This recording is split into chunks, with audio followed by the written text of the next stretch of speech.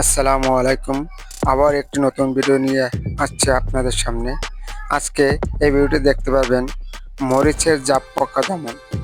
জৈব উপায়ে কীভাবে মরিচের জাপ পোকা দমন করবেন সেটির বালাইনাশক তৈরি। প্রথমে আমরা উপকরণগুলো সংগ্রহ করে নিই। হলুদের গুঁড়া, মরিচের গুঁড়া, পানি এবং ডিটারজেন্ট বা সাবানের গুঁড়া।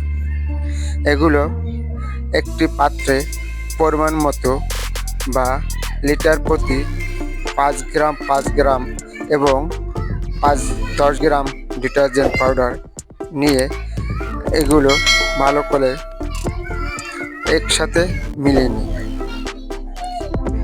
মিলিয়ে নেওয়া দ্রবণটি ভালোভাবে ছেঁকে নিতে হবে, যাতে এর ভিতরে কোনো রকমের কোনো ময়লা না থাকে।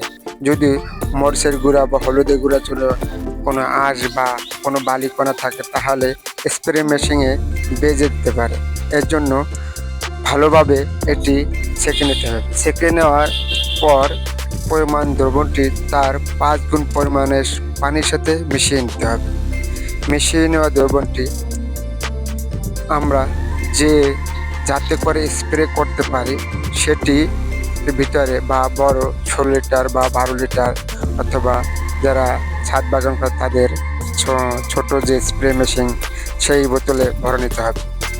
ব্যাস, ভরে নেওয়ার পর আমরা মরিচ গাছের বিকেল টাইমে, সব সময় মনে রাখতেবেন যে বিকেল টাইমে মানে দুপুরের পর আপনারা স্প্রে করলে ভালো ফলাফল পাওয়া যাবে। মনে রাখতে হবে স্প্রে করার সময় পাতার নিচে যাতে স্প্রের পানি বা এর সুরটা যেতে পারে। পানার নিচে স্প্রে করলে সহজে জাপ পোকা মারা যাবে, অন্য পোকাও মারা যায়। ধন্যবাদ।